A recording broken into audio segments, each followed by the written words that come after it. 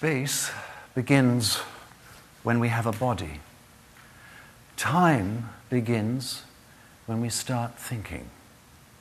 Causation begins when we apply limitations.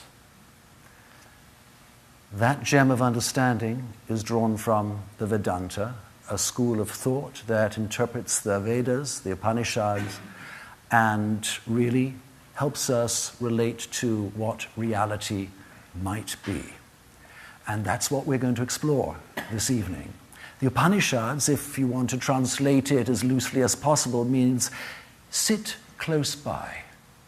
So that's what you're doing tonight. You here at the Rubin Museum of Art in the foothills of Chelsea, where we explore high Himalayan and Indian philosophy. And those of you who are watching us and following us on Facebook, welcome. Thank you so much for joining us. We'll be engaged for the next hour and a half in a conversation about reality, but also where the future fits into that. Because at the Rubin this year, we're exploring the nature of the future. The future is fluid. It's even got a hashtag. So use it if you like in social media. But beyond that, what are we doing with our time? What does time actually mean? And what future is out there for us? And are we capable of changing it? These are many of the questions that we're exploring this year, and they're very, very timely. Excuse the pun, because we've got a lot of decisions to make together as a community to do so. So sit close by and listen to two teachers meeting for the first time ever on this stage here at the Rubin Museum of Art. And they are, of course, Swami Sarvapriyananda, who is the minister and spiritual leader of the Vedanta Society in New York. And he's been a teacher all his life. So it's wonderful that we can have the full benefit of his grounding, his intellect and his heart and his deeper understanding of these philosophies that have come down to us over so many thousands of years. So Swamiji, thank you so much for coming back to the Rubin. He's no stranger.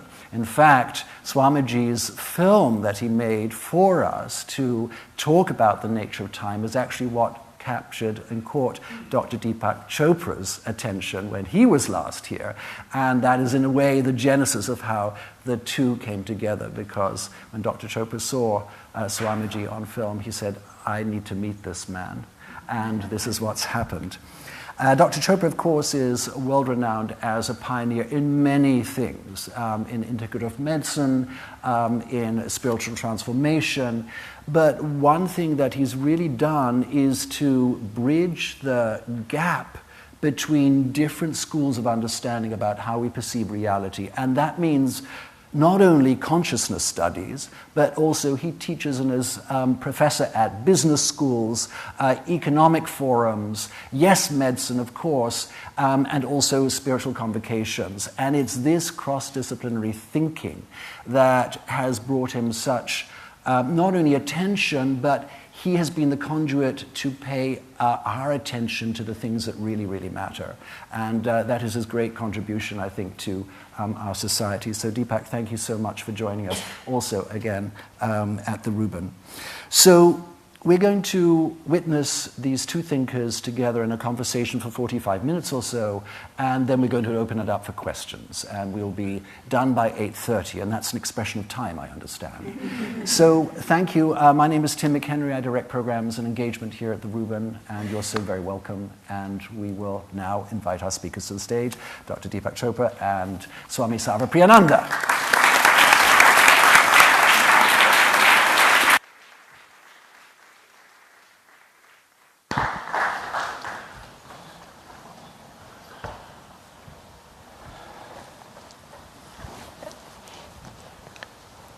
So, thank you for being here.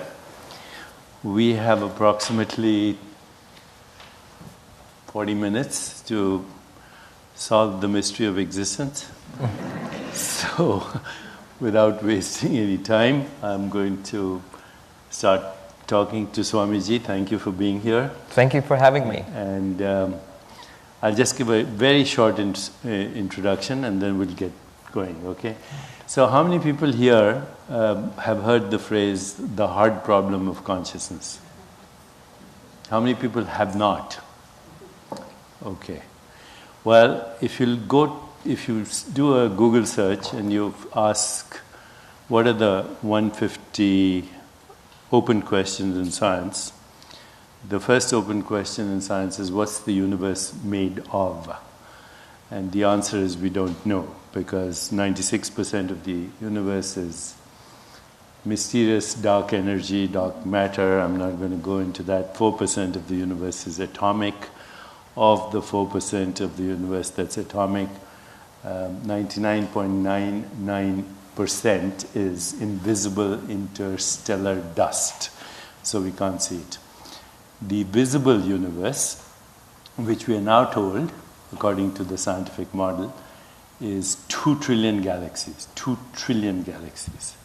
So we live in the Milky Way galaxy with 100 billion stars. Next door is Andromeda, same number of stars, Virgo, on and on, keep going, 2 trillion galaxies, 700 sextillion planets, I don't even know how to write that, and according to current scientific models, trillions, uncountable trillions of planets, possibly 60 billion habitable planets in our own galaxy, based on what they call the Goldilocks zone. That's only 0.01% of the universe. That's 0.01. The rest is unknown or unknowable. And the 0.01%, that's atomic, if you go deep into the nature of atoms, they become particles, and then particles have this mysterious behavior that when they're not being looked at or they don't interact with other particles, they become waves. And unlike particles, which are units of mass and have units of mass and energy, waves just exist as possibilities. Bottom line, the universe is made out of nothing. So why does it look like this? That's the hard problem of consciousness. Why does it look like this? How do atoms and molecules in the brain or electrical impulses create this experience? This experience, the experience of your own body, the experience of your own mind. And actually most people now think this hard problem is unsolvable if you think of matter as foundational. If matter is the ontological primitive, then the problem is unsolvable. So that's why we have Swamiji. He's going to solve the problem for us very quickly by telling us there's no hard problem at all. If you take the reverse point of view, and that is consciousness is fundamental and matter is a human construct. But without now me going on and on, Swamiji, Vedanta has solved this problem. What is Vedanta? Well, thank you for the introduction, Deepak. Vedanta is a philosophical system or a family of philosophical systems based on very ancient texts called the Upanishads. And these Upanishads are the highest teachings of the Vedas. The Vedas, as we know, are very ancient scriptures of the Hindu religion. So these Upanishads, they contain certain insights about who we are, what we are, and what reality is. The rishis, the ancient sages who came upon these insights, they found that by knowledge of these insights, by getting these insights, it actually it solves the very human problem of suffering, the problem of death, of meaninglessness. The crucial human problems, they are actually solved if you have knowledge about what we are and what this reality we live in is what we are experiencing. If you want me to put it in one sentence, and happily we can do that, the sentence is, that thou art. You are. Tattvamasi. It means there is an absolute reality of this universe which can be known or realized, and luckily for us, we are that absolute reality. Tattvamasi means that you are that absolute reality of which entirety of this universe and the person you experience yourself to be, these are manifestations of that one absolute reality, which is called Brahman in the Upanishads. Tattvamasi means that thou art, and this identity is the essential teaching of Vedanta, and they claim that it actually can be experienced in life. It's not speculation. It can be experienced, and it must be experienced in order to overcome suffering. So this is basically the core teaching of Vedanta. And that absolute reality is usually expressed in English as pure consciousness. Would you say that? Pure consciousness or pure existence. The Sanskrit terms are Sat, which means pure being or isness, existence. Chit, which means awareness, consciousness in itself. But also, happily, and pun intended, Ananda, which means happiness. So, joy or bliss. So, as Swami Vivekananda put it, existence itself, consciousness itself, and bliss itself. That is the nature of the ultimate reality which Vedanta speaks about. So let's now use one term for convenience, Sat Chit Anand, just for lack of, for economy of expenditure of energy. Let's just use the word consciousness. Absolutely. And so consciousness is the basis of every experience we have, whether it's mind or body or the universe, right? Right. So give your definition of consciousness and how you would explain. You've got only the easiest questions for me. Give your definition of consciousness. In fact, it is interesting that we live in interesting times. So I was just talking to Deepak a little while ago. Consciousness studies has become very important in the last 20-25 years. Scientists were not so interested in consciousness until about 25 or 30 years ago. But right now, consciousness studies is booming. There are psychologists are obviously interested in it. Neuroscientists are interested in it.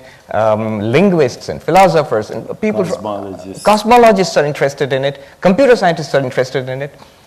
So you think that all of these people are interested, so they know what they're talking about. Well, they cannot agree on what they're talking about. What is the definition of consciousness? There is no consensus. There are multiple definitions of consciousness, but none of them are acceptable across the board.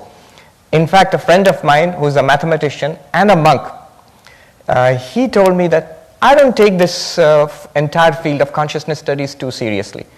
I said, why ever not? Because it seems to be what we are doing as monks. He said, any field of study where you cannot define the subject of study is not yet a mature field of study. All right, now what Deepak is asking me is, give me a definition of consciousness.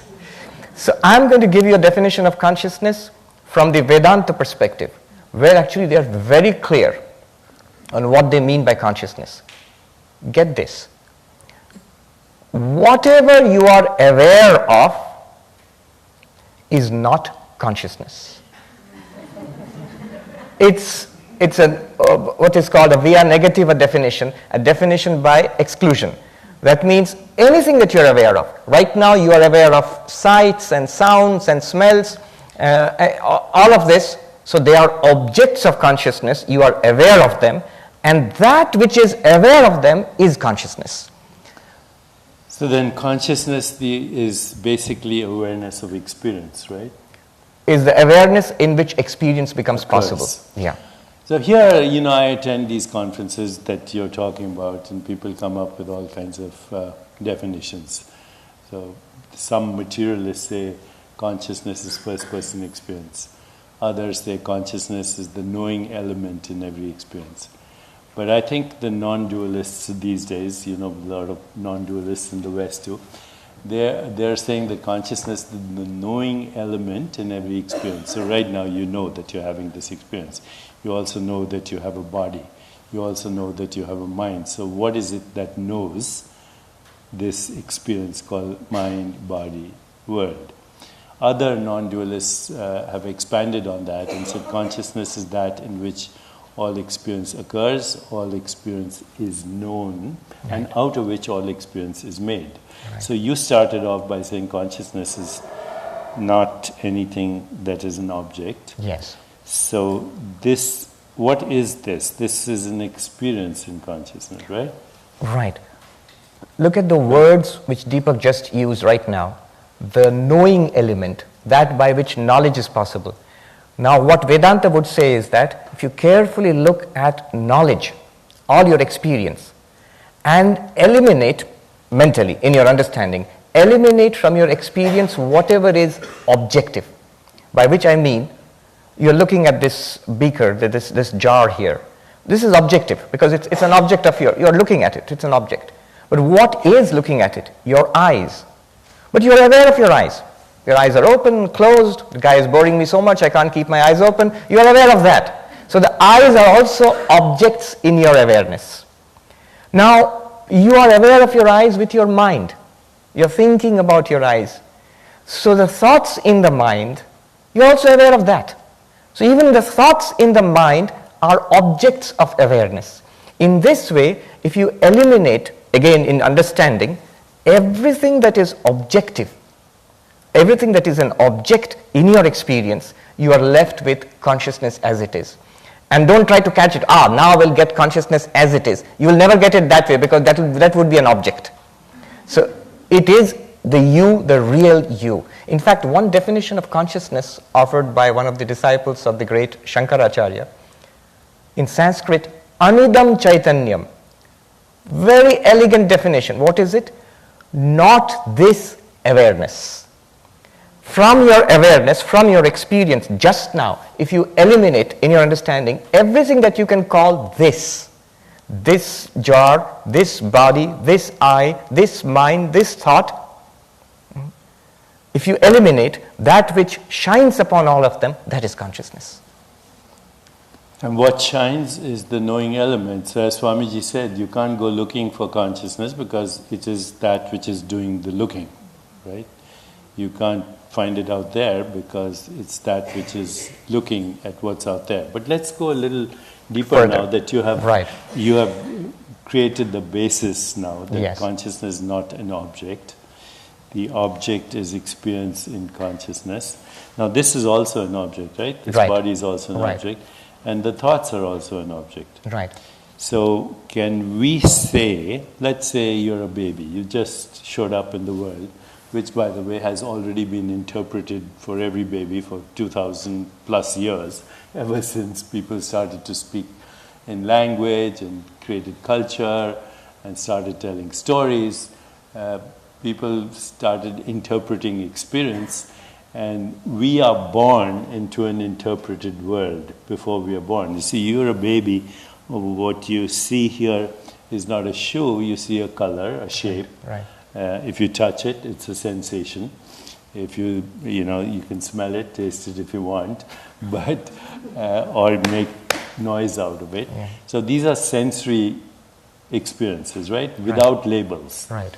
But then humans create labels and create constructs. We call that a shoe, we call this a hand, we call this a body, we call this the world. Right. And then we give names, and you were earlier on explaining to me, this is the whole phenomenon that we call Nam Rupa. Right. But this naming creates a human construct of what is really a sensory perception, which in turn is a mental activity, which in turn, as you just said, Is in consciousness. an activity in consciousness. Right. So if we take that Yeah. literally, Yeah. then this is also made out of consciousness. This is, I think, Deepak's favorite theme, that everything is made out of consciousness. But here's the thing here, because that's what one of the schools of Vedanta, Advaita Vedanta, these Upanishads I was speaking about. So great philosophers came along and they took these Upanishads and they developed very complex but very coherent and consistent systems of philosophy based on these Upanishads. So they became the different schools of Vedanta. One school which is very well known is Advaita Vedanta, non-dual Vedanta.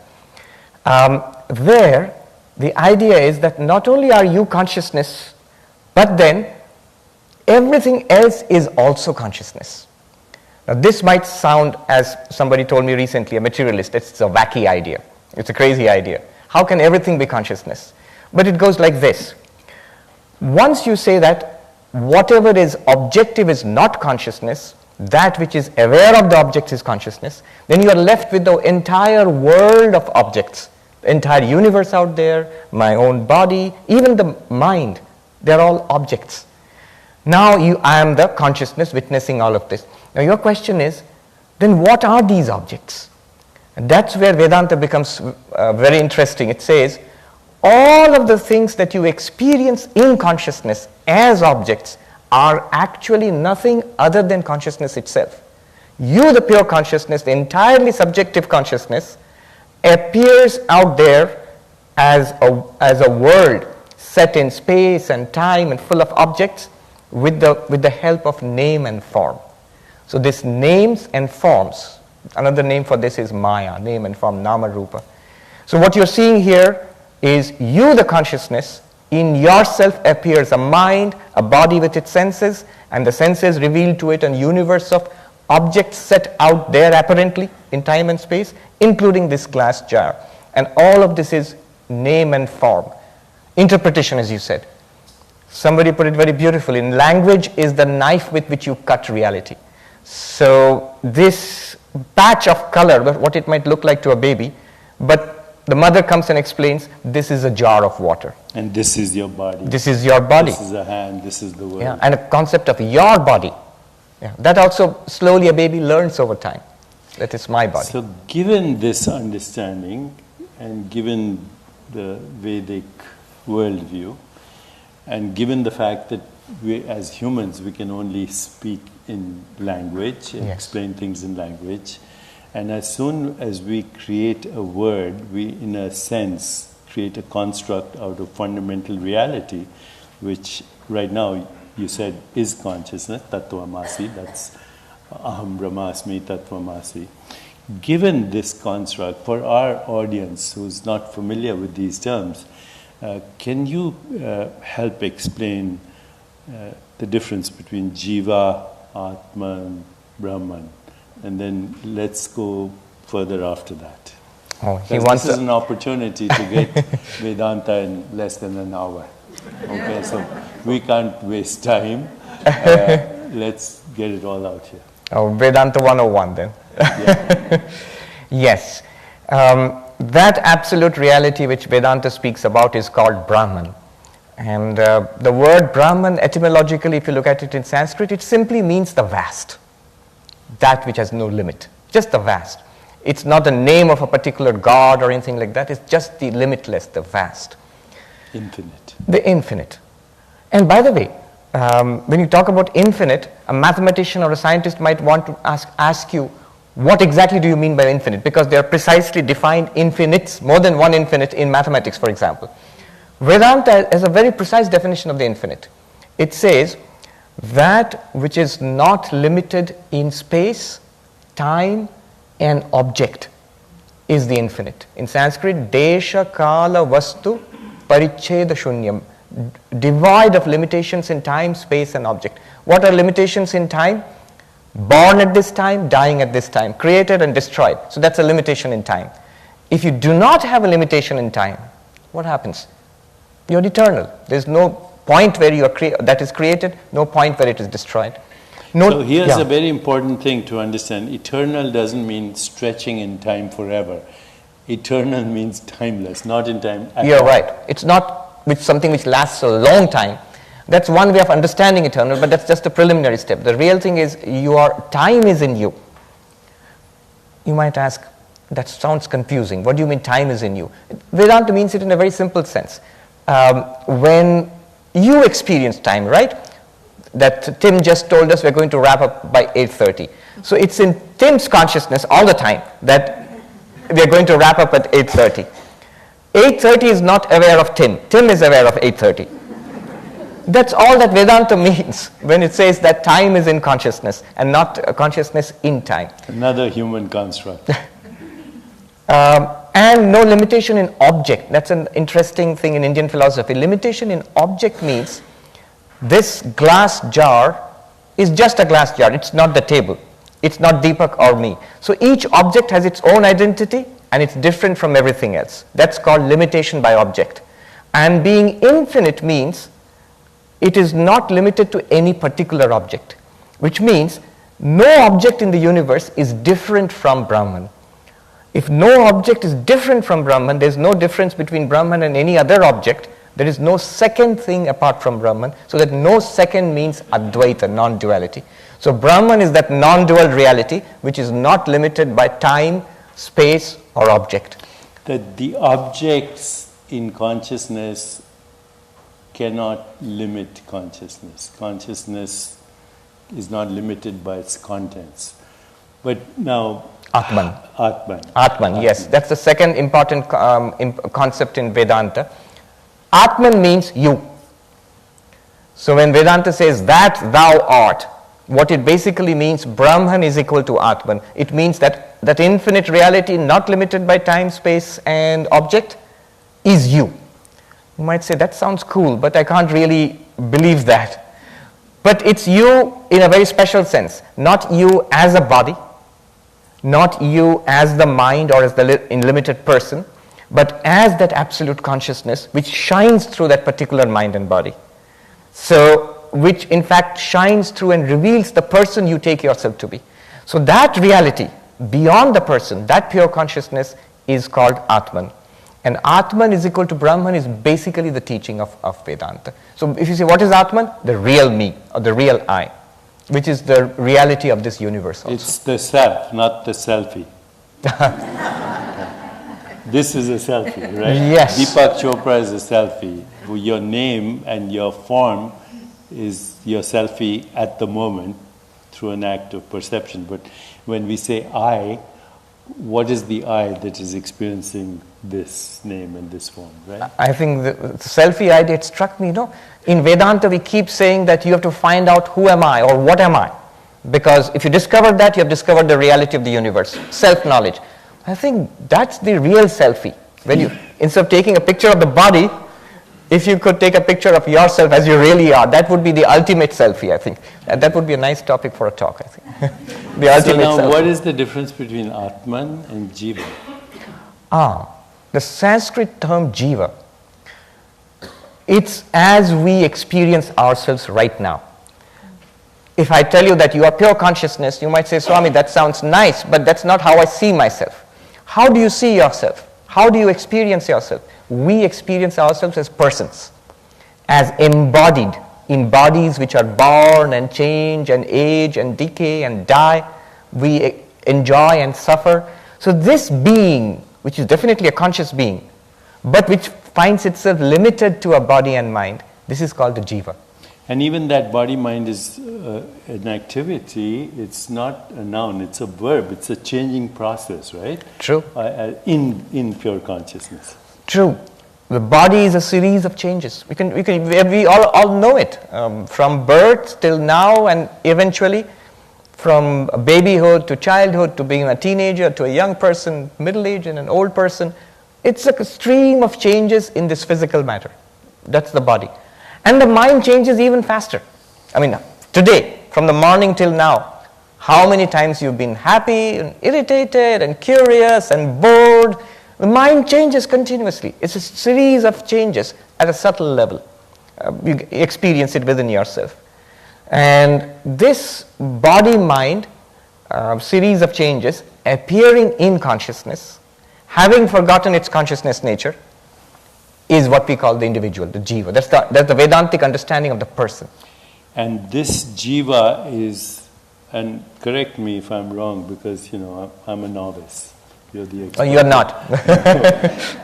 He's been at it much longer than I have. Yeah, but you have the training. Jiva is programmed by, if I may use that word, by sanskara, karma, vasana, at a very fundamental level. So can you explain these terms?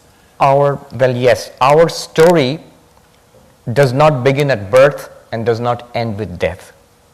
We are very ancient creatures. Even the most newborn baby is actually a very, very ancient creature. We have existed many lives before, and there are possibly many more lives ahead of us. That's the Vedanta worldview. This Jiva existed before this, it came to this particular body. It existed in other bodies, in other worlds. And so over an infinite period of time, through actions, it has been accumulating through cause and effect, what is called the law of karma. The law of karma, to put it very briefly, every action has its reaction or its effect. Every cause has its consequence. And this is something very fundamental in Indian philosophy. With the enormous variety within Hinduism, Buddhism, Jainism, Sikhism, all the Indic philosophies, but they all accept the law of karma, that there is causality. Now, because of this, we are what we are today. It explains the differences between each jiva. As consciousness, we are one reality. But when you come to the mind and the body and the person, we are so different. We have different stories, different abilities, different problems and different possibilities. All of these differences are the results of past karma. And what we do with it right now generates new karma for future existences. So this is karma. Now karma has two effects. One is it gives us this life, and the other is it has an effect on our minds. So the effect on our minds, our individual likes and dislikes, whether you prefer this or that, whether you hate this thing or that thing, those individual preferences are called samskaras. And they exist in the mind, in the subtle body. That's what the jiva takes away after death. Yeah. So the karma, the sanskara, the vasanas, is that the personality with which, say, you have you have identical twins, they have the same fertilized ovum, but any mother will tell you that they're two different personalities. Is that coming from sanskara? True. I mean, even children in the same household, you mentioned twins, but parents know how different they are. So these differences, though they come from the same parents, they're probably brought up in the same kind of environment, nature and nurture both seem to be similar, but then there's tremendous difference between children. So that comes, it's inherited from past lives. That's the Vedantic understanding of how we are so different. Completing this map step by step, then even in Ayurveda we talk about physical body, sthul sharir, sukshma sharir, subtle body, mind, intellect, ego, causal body. Explain this map just a little bit, the physical body, the subtle body, and the causal body. Okay, that's an important concept. But one thing I want everybody to know is Vedanta, it's not speculation. It's not even metaphysics. It's firmly grounded in experience. Whose experience? Your experience and my experience. So when you talk about a physical body, subtle body, causal body, it's all experiential and right now. You can see it right now. What is the physical body? That which you can see. You can see it, you can touch it, taste it, smell it. This is the physical body, yes. That which you see, which you can weigh, that's the physical body.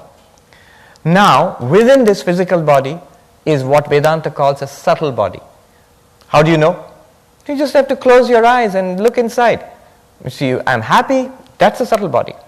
I'm unhappy, subtle body. I remember, I forget, I want, I dislike, I understand, I do not understand. All that you directly experience within yourself, this first person experience which we are having right now, that's the subtle body. And beyond that, Vedanta talks about something a little more obscure called the causal body, which is the blankness which we experience in deep sleep. If you right now try to experience yourself beyond the subtle body, what is it that it is which is experiencing the subtle body? You will tend to hit a blank wall if you see it right now. That is the causal body. And Vedanta says the real you, the Atman, is not the physical body. You are not this body. Is not the subtle body. Not even the mind, not even the person. Is not even the causal body. But that consciousness in which all of these are experienced. And the way I put it is, you can drive a car. That doesn't make you a car. You are embodied. We have a body. Vedanta doesn't deny that. You are experiencing a body and a mind. That's all there. But you are not that. You are not limited to that. So every day, Swamiji, we go through this experience, waking, dreaming, deep sleep, right? Yeah. So we understand waking. This is waking.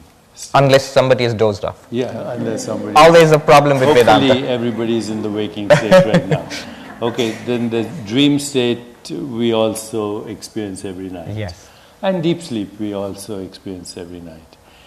But in deep sleep, there is awareness, right? Not conscious experience, but awareness. He has touched upon a very important subject.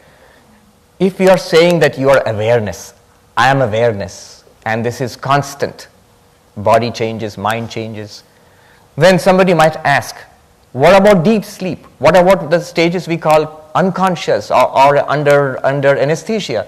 There's no awareness, there's no consciousness there. So where is this pure consciousness Vedanta talks about? Vedanta insists there is consciousness there. And that's where you begin to understand what Vedanta means by consciousness. See, a fundamental difference has to be understood here in concepts. Normally, in ordinary discourse, especially here in the West, we take the mind to be consciousness. So hearing, smelling, touching, talking, thinking, desiring, willing, remembering, this is called consciousness. But what Vedanta says is, this is consciousness plus the activity of the mind. So all the changes that you see are the mind, but consciousness is not the mind. It reveals the activity of the mind. And when the mind shuts down in deep sleep, the blankness, that nothingness that you experience in deep sleep, it's still an experience. I put it this way, deep sleep is not an absence of experience. It is an experience of absence. So that's what Vedanta, experience comes when consciousness has an object. In deep sleep, consciousness has no object because the world is not revealed, body has shut down. You're not using the body to experience the world. The mind is shut down, there are no dreams. So because there are no objects, it seems to be nothing. But you do wake up and then you do say, I slept like a log, I didn't know anything. Slept like a baby. I slept like a baby.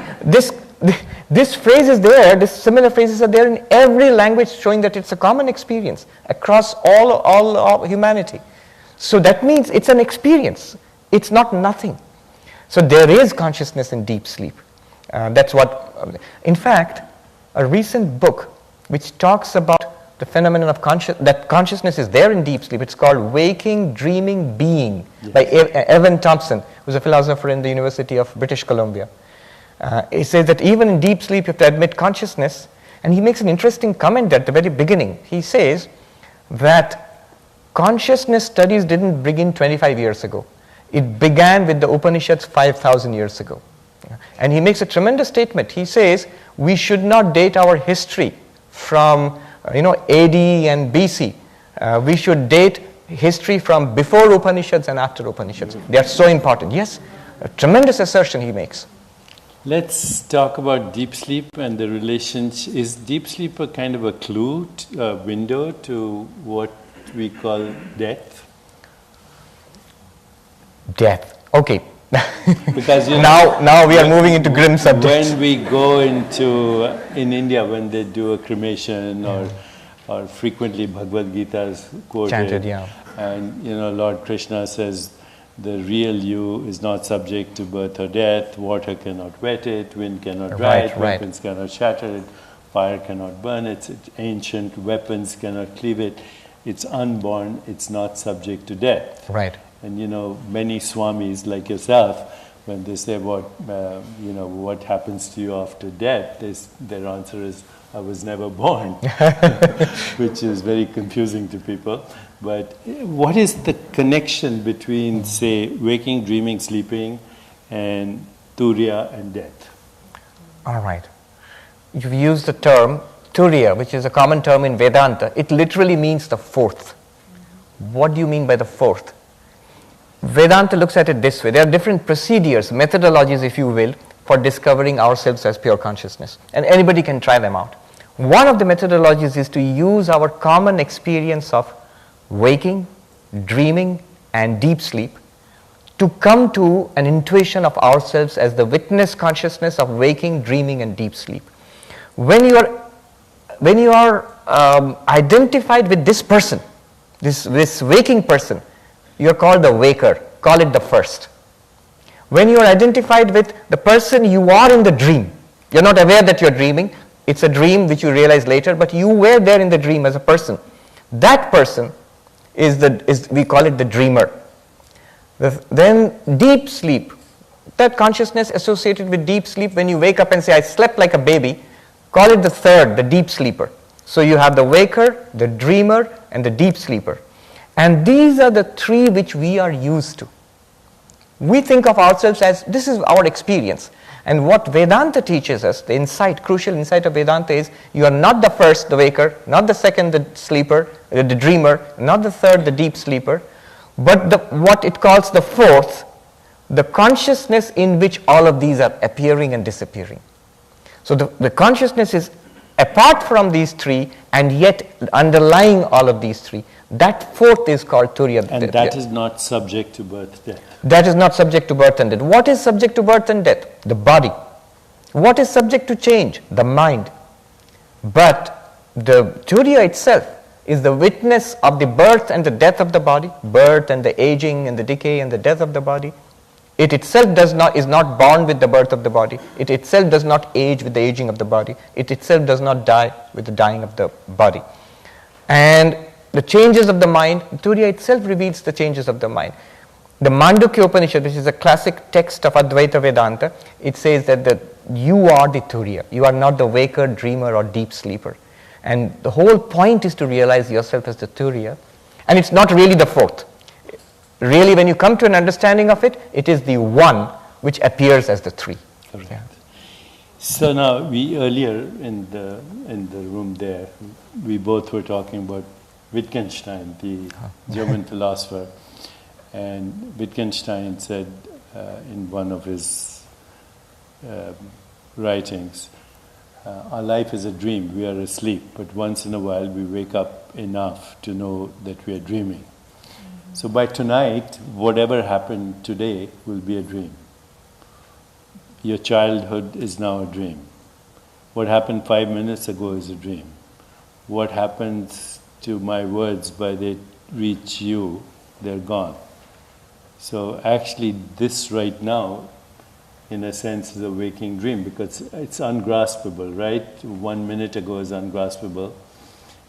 And so this is a waking dream in what we might say a lucid now.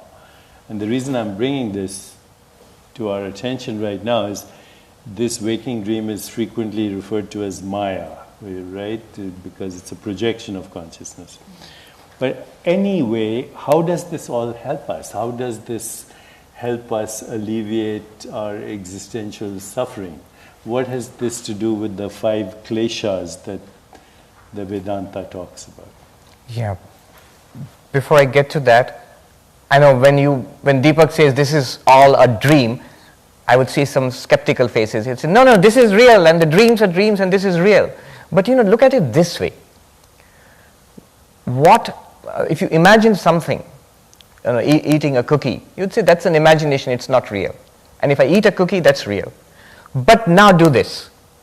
Imagine eating a cookie and also remember that a cookie which you ate maybe 1 day ago or 2 days ago, the memory of eating a cookie and the imagination of eating a cookie, they seem very similar because both are in the mind and mental. And what Deepak says is this very thing which seems very real now is going to become a memory every fleeting second. It's retreating into memory. When you compare that memory with a fantasy. When we came into this room, that's exactly. a memory, right? Right now, if you imagine us walking into this room, it's memory. How is that different from the memory of a dream?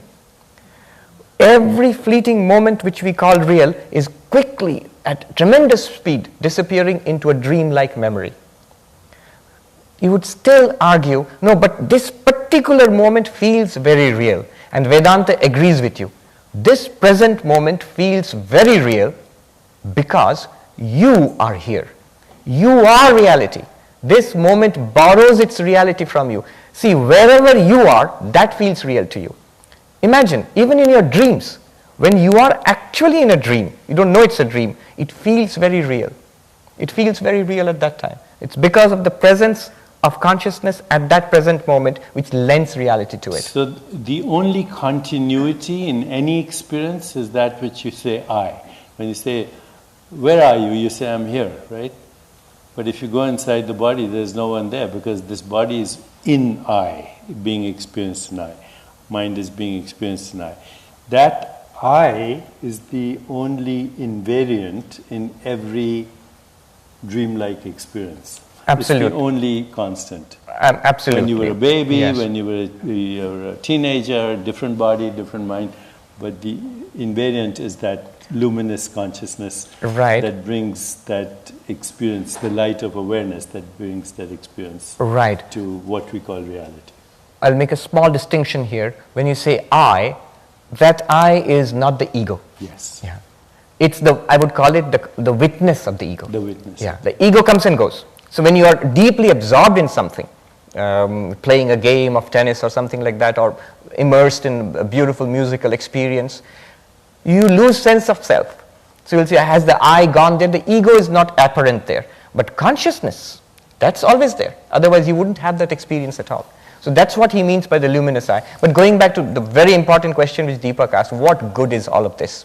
What's the point of all of this? The point is, it's the most important thing in our lives.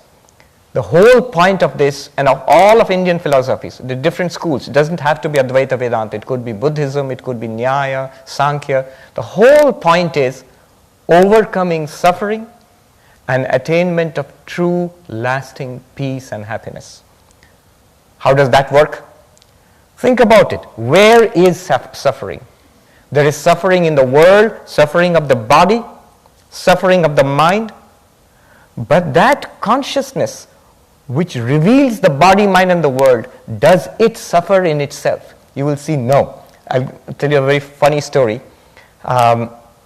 This person who goes up to a Swami in the Himalayas and asks, Swami, I'm in great suffering, I'm suffering, I'm miserable, help me. And the Swami says, are you aware of your misery? He says, yes, of course. That's why I've come here. I'm unhappy. I'm deeply aware of my unhappiness. That's why I've come to you. And Swami says, if you are aware of your unhappiness, of your misery, then that misery is an object and you are the consciousness aware of that object. You are aware of that object means you cannot be that object. You are aware of unhappiness means you cannot be unhappy. You are aware of unhappiness in the mind. Think about it. The funny thing is, it works like this. The person goes and thinks about it. And if you do that, you will see a certain distance opens up between you as the experiencer and the experienced unhappiness. And he comes back and says that, you're right. I am not unhappy. I'm experiencing an unhappiness in the mind and I'm so peaceful now. And the Swami scolds him immediately. No, you are not peaceful. You are the witness of the peace in your mind. And that's important. Because the moment he distances himself from his unhappiness and he thinks, I'm at peace, you're trapped again. Because that's the peace in the mind. And the mind is changeable. It will change into unhappiness again. And you think, I was very happy at the Rubin Museum, but now I have stepped out into Times Square, I'm unhappy. No, both of them are appearances and disappearances in the mind. And this is not speculation. If you look at it, this is an accurate report of what's actually happening. Vedanta just brings it to your notice. More we notice this, the more we stabilize ourselves in that witness consciousness, the more we are free of the ups and downs of the mind and the body and the world. Yeah. So that's where the whole purpose lies. Going back to the 5 kleshas, Yeah. with this basis. Yeah. So, the 5 kleshas in Vedanta are In yoga, actually. Yeah, yoga. Not knowing the true nature of reality, grasping and clinging, that which is ungraspable, fear of impermanence, identifying with the ego, the fear of death. They're all connected, right? Right. So if we ask this question, what am I? Who am I? Go through the process, Neti Neti, Shankaracharya's Right. great hymn, and we get to this source, then all these things disappear in a sense, including the fear of death. Right. What, in your view, how should we explain death in Right. this scheme? It's interesting. What is death? What is death in this scheme? Right. You remind me of this meeting I was in. I saw there's something called Meetup these days. Yeah. And you see there's something called a philosopher's cafe. And in that, philosophers get together in the New York Ethical Society, and they discuss the great questions of philosophy. And he said the 5 great unsolved questions of philosophy, we're going to discuss it in such and such day. So I turned up for that meeting because I was attracted. And what are the 5 great questions? If you Google it on Oxford University Press website, you'll find the 5 great questions of unsolved questions of philosophy are, I'm telling you this because one of those questions is what Deepak asked, and 4 of the 5 are related directly to consciousness. The first question is, do we have free will? The second question they discussed was, what can we know, if anything at all? The question of epistemology and skepticism. What are the limits of knowledge? Of knowledge, yes. And the third one is, straight away, what am I? Or who am I? That was the third question, which is the fundamental question in Vedanta. Then the fourth question was, what is death? And the fifth one was, what is justice? But the fourth question, what is death? The philosophers themselves said, we are not talking about death from the point of view of a doctor, which Deepak is an expert in and he knows. It's an interesting topic for a doctor too. But in this system, as a person, what is death to me? If I'm not the body, then what is death to me? In Vedanta, death is the passing away of this particular body you are embodied in. This experience. This particular experience, it stops because this body cannot support the jiva any longer. Maybe it's old, maybe it's damaged, so it dies. And the jiva moves on. The individual person moves on. And all of this is again an experience in consciousness. So in consciousness, birth and death of the body take place. Which means you as consciousness, even you as jiva, you are not subject to death in that sense that that death is not the end of us. Death happens to the experience of body, mind and the world that goes with it. Right. Which is a changing experience anyway. Right. But not to that which is the witnessing awareness in which that experience happens. Absolutely. Let me make a point. It's a subtle point but very interesting. You know, when people say, how do you know a person exists after death? When the person is dead, obviously the body is dead and you burn it or you bury it or whatever, it's gone. So how do you know the person is also gone? But notice something, there's a very quick switch which has happened, which goes unnoticed. As long as I am alive, when you say the person, by that I understand this entity called Sarva Priyananda, which is encased in this body. That's what I understand as the person. Right? And death is understood as death of the body. But the moment the body is dead, the materialist will say, that person called Sarva Priyananda is gone. But you at no point did you see this person called Sarva Priyananda disappearing. You saw the body dying and being burnt and or buried. And at no point did you actually see a body that was a fixed entity as Sarva Priyananda, right? That's another point. It's a stream of changes. It's a stream, intermittent flow of sensations, images, feelings, thoughts that we call a body. Yes. Right? In fact, this lady, she told me in Santa Barbara, she's a nun there, she said, recently Swami, I was passing by a shop window and I saw my reflection in the window and I thought, who is this old lady? And I said, Swami, life went by so fast. I still think of myself as a 20-something. Yeah, the I never changed, right? Yes. Only the experience of the I changed. Yeah. As this body, this mind, this experience of the world. Right. So death from a Vedantic perspective or a yogic perspective is the moving on of the jiva from one non-functional body to another experience in maybe another body. So you started off by saying this is not philosophy, this is actually not even religion in a sense. It's not a system of thought, it's based on experience and knowledge directly. And that comes from, I would say, yoga, right? The word yoga implies union with the self. I would, in fact, it's equally true to say that it's all of these. You can regard Vedanta as a Advaita as a philosophy, and certainly it is taught in departments of philosophy in India. You can regard it as a system of thought. You can regard it as a religion because it's actually the foundation of religion. I would look at it that way. Religious experience. Yeah, the foundation. But it's grounded in experience. All the time, it does not talk about a single thing which is different from what we experience all the time. So yes, a direct experience of this, what we are talking about, there are techniques in yoga which help us. But maybe we'll talk more about that. No, we have 2 minutes. Okay, 2 minutes. Very quickly, Raj Yoga, Bhakti Yoga, Jnana Yoga, Karma Yoga. And then we are done. We have everything done in less than an hour. Yes, and thanks to Deepak, he structured it so well. You would say, so what are the procedures? There are basically 4 major classes of practices. One class of practice is what you might call meditative practices. And there's a vast range. In the Rubin Museum itself, there have been exhibits and talks and demonstrations of various kinds of mostly Buddhist tradition practices. So there's a wide range of meditation practices. In Hinduism, you have the Patanjali Yoga Sutra, which is a classic manual of meditation. So that's one group. The other group is based on emotion and feeling, the Bhakti traditions. So that's called Bhakti Yoga. Love, yes.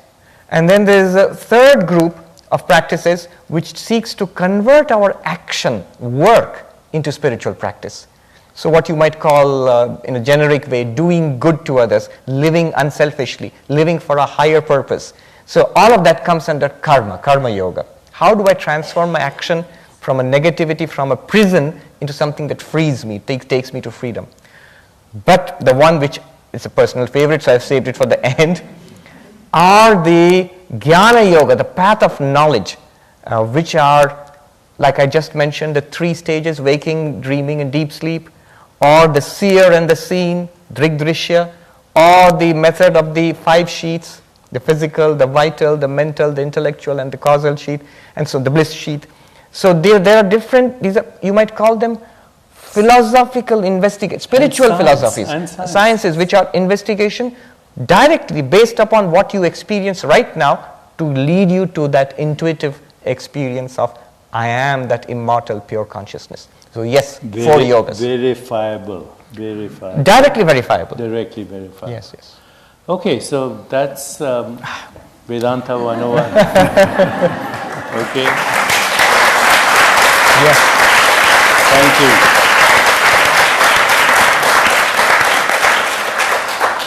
Thank you, Swamiji. Thank you, Deepak. Thank you. So, gentlemen, thank you so much, Deepak, for that inquiry and structure, and Swamiji for this really deeply thought out and beautifully articulated 101ishness of Vedanta. It was hugely helpful, and also in so many ways this conversation has been the foundation of everything we talk about and do here at the Rubin. And not only did you address the nature of time and memory, which of course is sort of the focal point of our understanding of the future for this year, but also the notion of karma, which we're going to be addressing in much greater depth in the fall. Karena Gore is going to guide us on this notion of karma and interconnectedness that we should be experiencing in a much more holistic way in understanding how we relate and are part of and not separate from our environment. And that informs our relationship with ecological issues that are coming to the fore right now. So thank you so much for that primer. So we will take questions, but then again, I know I've been very successful in separating myself from my awareness of 8:30 curfew and translating that and into your awareness of the curfew of 8:30. So your questions, if they could, be very brief so we can have as full an explanation as possible. I see an urgent hand, 3rd row from the back. Yes. And probably, yes, we want to suffer the 1st row as well. So, yeah, first you and then you. Thank you. I'm sorry. I'd like to thank you for your thought-provoking teachings, and I'd like to use them as a basis for reducing my suffering and achieving lasting happiness. Yes. do I take it from what you've said that the way for me to do that is to see that my suffering, my pain, is a consequence of an objectification that my consciousness creates, and thereby detach myself from that objective suffering? And if that is the case, do I make myself less of a sentient being? I'll take that. Let's take it, yeah. Yeah. So actually, it's just the opposite of that. What has happened there is consciousness not objectifying something but becoming identified with, for example, I am this body. So a pinprick here is a pinprick into me. Now what is a neutral sensation suddenly becomes a terrible, it becomes, ouch, it's hurting me. You might say, even if I give a pinprick to an enlightened person, wouldn't it hurt? It's very interesting. I attended a conference on pain, a conference of medical doctors, and there was a section for talk therapies. But one doctor, he drew these 3 concentric circles, and he said the outer circle, the 3 circles, the innermost circle shows the actual pain physiologically suffered by a patient of chronic pain. And the 2 outer circles are the mental expectation of pain, the anxiety caused by pain, and the social disabilities caused by chronic pain, all of which are subjective. So he said about 80% of the discomfort experienced from pain is subjective rather than the actual neuronal activity in the body. Now that is a tremendously interesting fact, which means even from a psychological perspective, if I could see this in an objective fashion, that this is not me, I am embodied in this, I understand the damage to the body, I understand what's going on there, and understand this is something that should be attended to, but I am not suffering along with the body. Is this possible? And the accounts of practitioners, enlightened people, it seems to say that it is possible. So there are many ways of phrasing this. This is the essence of it, but one way to understand it also is, and it's in the Vedanta, it's in Buddhism, all suffering comes from the illusion of the separate self that doesn't exist. When you transcend the ego mind, yes, there's no pain, even no physical pain. In transcendence, samadhi, you can't have pain, right? Right. Or close to samadhi, you can't have pain. I'll make a quick distinction. One is what he talks about, samadhi. Now, our attention has limited capacity. If your attention is completely focused on something, then you are not aware of other things. So if you can have a tremendously deep meditative state, even an operation on the body, a physical cutting of the body without anesthesia, it is not felt, it's actually been done. We have accounts of such things. But that's because you have focused the attention tremendously on one, it's completely absorbed. That's one way, that's the yogic way to transcend pain. Now there is a Vedantic way to transcend pain, which is born of this philosophical intuition that I am the witness of the pain, and therefore what I witness is an object. Just as the object is not me, pain is also an object. It's a selective identification with this particular localized experience. Right, it's a localized experience. Can you objectify pain? In fact, we don't have to be enlightened for that. To a certain extent, it will work even for all of us if you try to watch pain carefully. It becomes an object. Robert Wright, who is why Buddhism is correct, why Buddhism is true. There he says, after a period of meditation, he begins to see unpleasant sensations as becoming more neutral sensations. And it's a clear experience which he has. Yeah. Next question. Yes, thank you so much. I would like to take both of you home with me. And I'm always telling my husband, very frequently, it's all a dream. It's all memory. I'm always saying that.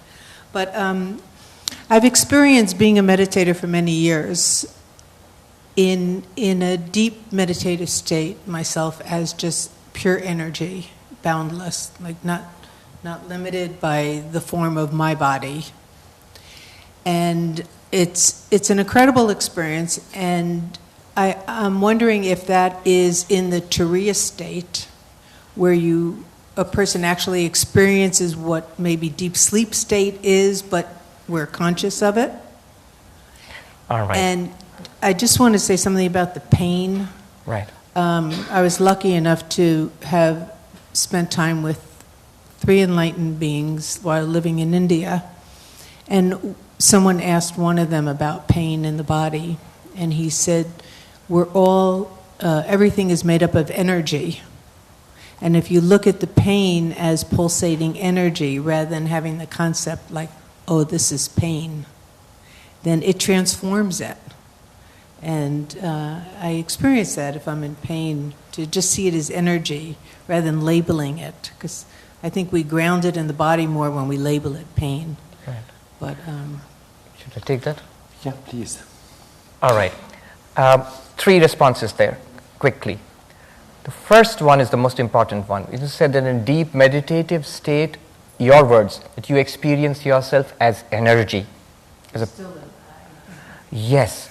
Now, what Vedanta would say there is, whatever you experience, have you experienced it? You say yes, then that is not the Turiya. That which experiences, that's the real you. So you might experience a continuum of pure energy, but that which experiences that continuum of pure energy, that is the Turiya, that's the real you. The second comment I would like to make is, Turiya is not a state. It is that consciousness in which the 3 states of waking, dreaming, and deep sleep come and go.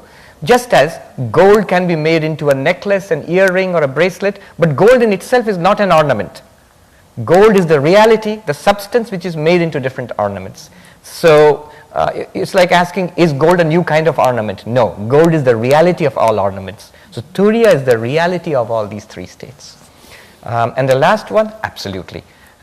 If you see pain as an energy, which it is actually, if you relabel it, it should work. As I just said, 80% of pain, if it is subjective, then the subjective change in your understanding of pain will have an effect on your experience of pain. The key thing is not to suppress the experience of pain, but actually bring awareness to it. And when you bring awareness to it, because awareness is self-regulating, self-organizing, self-healing, self-evolving, just bringing awareness will diffuse the pain. Rumi has a poem, he says, the cure of pain is in the pain. So we've got a hand right up there, thank you. And who else on this side? Yes, please, Aline. And with this gentleman with his hand up there with the glasses, thank you. Hi there. Being mostly Westerner, although I've been part of a spiritual group, would you say that when people talk about the soul, that's the jiva that you refer to? Right. The word soul is ambiguous. So when you have phrases like, he's a good soul, or the soul left the body, or is the soul of the party. Now you're using the word soul in different ways. Normally, from the Vedantic perspective, what you generally call the soul is the consciousness already limited by the mind. So the mind is working there. In fact, precisely what you call the jiva.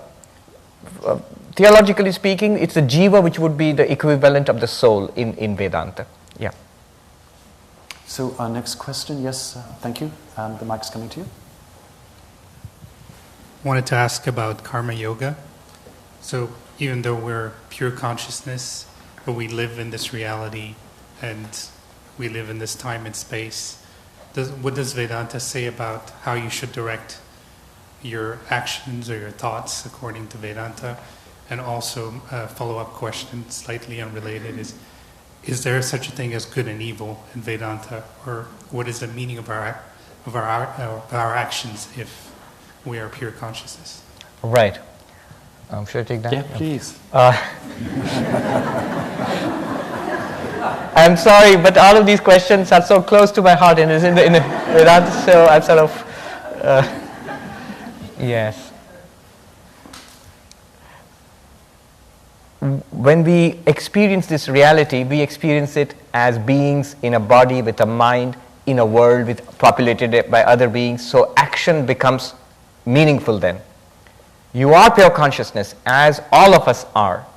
But now when you act, you're already assuming a person. pure consciousness plus the mind plus the body, this person, and then action becomes meaningful. But action from the perspective of I am pure consciousness through a body and mind, that will be very different from action from the perspective of I am a body who was born and is going to get old and diseased and suffer and die. In the second case, action will be born of anxiety and grasping and fear and prejudice. We'll be scared and angry, all of that, because I'm a little being. I can be crushed. I will be crushed out of existence within moments. So that kind of action is unenlightened action. But when you realize yourself as Satchidananda, even a conviction, even before enlightenment, even a conviction there, then your action is much more free, much more relaxed, and much more, I would say, universal. You do not act so much for this particular body and mind as much for a more altruistic approach to the entire world. So that is the basis of karma yoga. And the second, good and evil. It's a very, again, a huge question, the entire question of ethics, in fact. Yes, there is good and evil. In fact, dharma and adharma. So at the relative level, which is called Vyavaharika in Vedanta, there is certainly good and there is evil. That which is good or dharma, you get happiness and pleasure out of it as the consequence. Law of karma will give you that. That which, if I'm deliberately, consciously, I do naughty things, then the result will be pain and suffering. So dharma leads to sukha, that is, goodness leads to happiness, and evil, adharma, leads to dukkha, unhappiness. And this mixture is our life. So good and evil, they continue as long as this transactional life is continuing. But in enlightenment, you go beyond that. Go beyond the opposites. Go beyond the opposites, yeah. So Swamiji, you mentioned free will. Do we have free will? Oh God. And this is an important question because, as long as you're stuck in the clutches of karma, it seems there is limitation to free will. Only in liberation, as we call it, are we truly free. And even when we are truly free as liberated, enlightened souls, then there's no need to make choices anyway because the universe is flowing through you spontaneously anyway, right? Yes. It's just in the act of being, you're free. So how do we solve this dilemma? Is there free will? Is there, I think karma is the conditioned mind, right? Which is not really free. Right. Well, don't get me started. It's a 2-hour lecture. Well, we have to summarize. There is no 8:30. Yeah, but let me just put it in Swami Vivekananda's words. He put it this way: free will is a misnomer. And whenever there is will, it's not free. It's a part of a deterministic chain, a chain of causation. But freedom is possible. That is what is moksha or nirvana. I'll leave it at that. Perfect. Ali, we have a question in the front. You had a question, didn't you, sir? And one right at the back, Lynette. Thank you so much. Yours first. Yeah, thank you. I continue to struggle with the idea of karma. I mean, I find that incompatible with the view of Brahman acting as Brahman and as being the sole doer, unlimited by everything. So how can... Karma is also a part of consciousness, and so, but the idea of accumulation of karma by Brahman seems incompatible. Let me stop you right there. I just take the answer is in the question. Accumulation of karma by Brahman doesn't happen. Period. In Vedanta, that's why they talk about two truths, the absolute and the relative. That's why the distinction is made between Brahman and Jiva, the absolute reality which we actually are, and this person. So at the personal level, there is karma. There is good, there is evil, and you violate... At the level of the jiva. At the level of the jiva, at the level of the person, of the individual soul. There is all of this. And you violate it at your own peril. The law of karma never loses an address. Karma never loses, and that's a very good way of putting it. So you violate it at your own peril, yes. But But at the absolute level, there is no person, there is no world, there is no action, there is no question of karma at all. And you would say, okay, but what is the truth? The truth is the absolute. But the absolute inhabits this world, in this world of appearance. And it's not as strange as that. You see a screen and you see a movie on it. And in the movie, if you see Harry Potter and Dumbledore and all of that, that's one level of reality. And another level of reality is that it's light and a screen. Both are there, but one is a fundamental reality, one is a dependent reality. But how should we interpret Jiva then? Jiva is Brahman, conditioned, by body mind, yes. So if you've got another question, come back in the fall when we're going to explain Right. karma. And you'd be very welcome. Yes, hello. Hi, I'll try to be pretty straightforward. So I guess my question is, in an understanding of the world and the universe and ourself, in which the all is all there is and from which everything arises, where did separation and duality arise from, and for which purpose? And then I guess the other question was related to the question you asked about pain, is if we understand how to process pain and even how to transmute it, like the woman mentioned, what is the purpose of pain? Is it just the purpose of self-knowledge and the self-knowing itself through that experience, of external experience of which that is? Or is it something else? Okay. The first question is, what is the purpose of this non-dual reality itself? How did it arise, or why did it The arise? experience of duality and suffering. How did duality arise?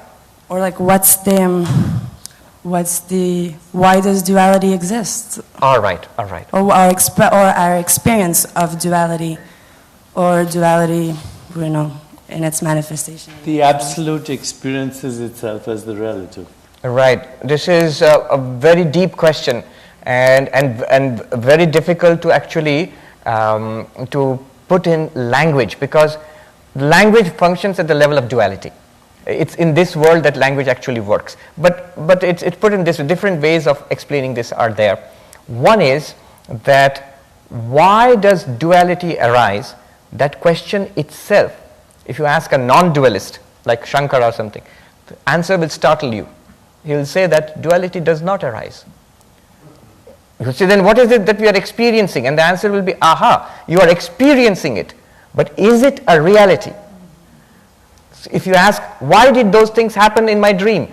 The answer would be, they did not happen. But then we would say, then why did I see it? Because it was a dream. Now here, why are we seeing it? Because there are many answers. This is the expression of Brahman. It's not a real duality. Really it is non-dual, appearing as a duality. It's an expression of Brahman. It's a misreading of Brahman in ignorance, in Maya. It is the play of Brahman, Leela. You take your pick. There are many ways of putting it. But the crucial thing to understand is non-duality is the reality experienced as duality. It's the nature of consciousness to be conscious. So it experiences itself as me and other. But all the while, it's just consciousness. Alan Watts, he was pretty well known here, especially on the West Coast, in California, in the 60s and 70s. He says this question, he answers it, he says, with a child's tale, which he composed himself. Beautiful. He says, God existed eternally. But eternally existing can be very boring after some time. So God got bored of existing eternally. And then he thought, what can I do? I want to play. But then what would he play with? There's nothing else except God. So God thought about that. And then, because he was God, he was awfully clever, he came upon a solution. God pretended to be not God. So now he had somebody to play with. God and himself, the God itself pretending to be not God. But then, because it is God, Alan Watts writes, he is awfully good at what he does. So when he pretends to be not God, he forgot that he was God. And now, that is the answer to your question. He is in suffering, he is in trouble, he thinks he is a body or a particular person in this world abandoned, and it is God who has forgotten that he is God and is searching for God. That explains the whole universe. I think it's a beautiful story. And the popular phrasing of that is, we're all God in drag. So we've talked a lot about experience tonight, and indeed that's really the foundation of what we at the Reuben hope to convey to you, because sure, we can get Vedanta 101, we can intellectualize it, but unless we experience it and internalize it, we're not going to actually inhabit it. So this is what I would invite you, or indeed charge you to do this evening, and you can still do it tonight at the Reuben. How many of you would characterize yourselves as anxious? Okay, some of you are honest. That's good. How many of you would characterize yourselves as hopeful? Okay, thank you. You're a beautiful, misguided group. That's wonderful. So, as you leave the museum tonight, you will pass by the bookstore, and if you want a signed copy of You Are the Universe or The Healing Self by Deepak Chopra, that is available to you. But there's one other thing you can do. On the wall by the spiral staircase is an installation called A Monument to the Anxious and the Hopeful.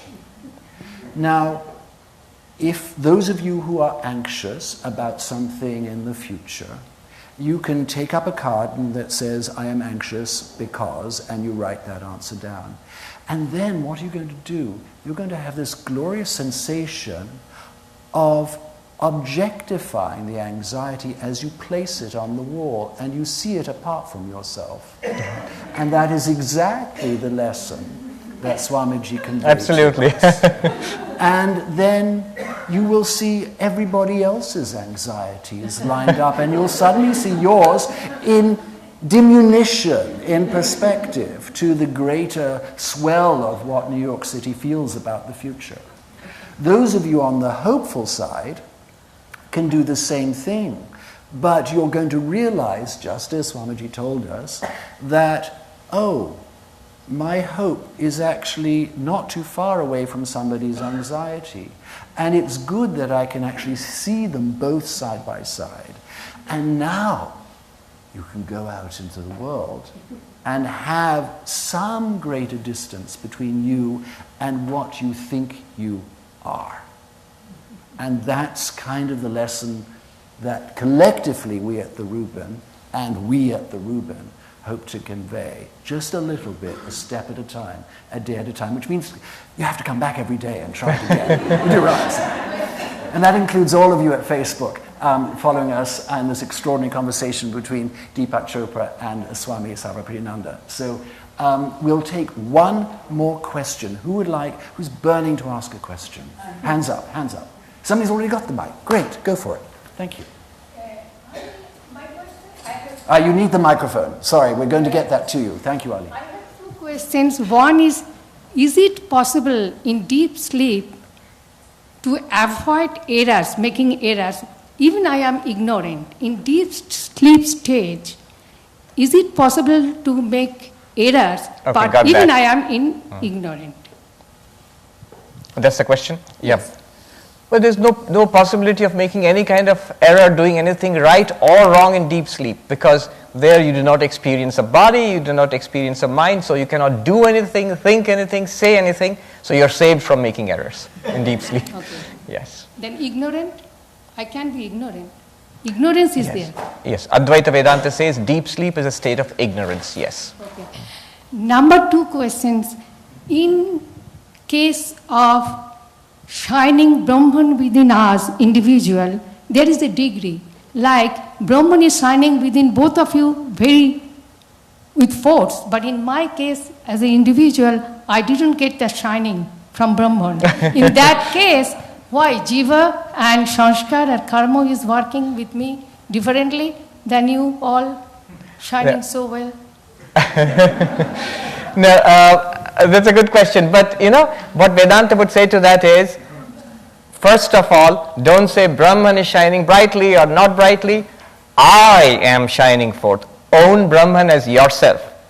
Step forward and boldly say, it's not that my Brahman is not so shiny and your Brahman is more shiny. It is the same shining everywhere. I'll end with a quote from a very unlikely source. John Updike. I read it yesterday. He says, what a beautiful quote. We scale in an intense radiance. We do not see this because it is all we see. It's just like the fish in the water sees water but doesn't know it's water. The shining of Brahman is all that you are seeing.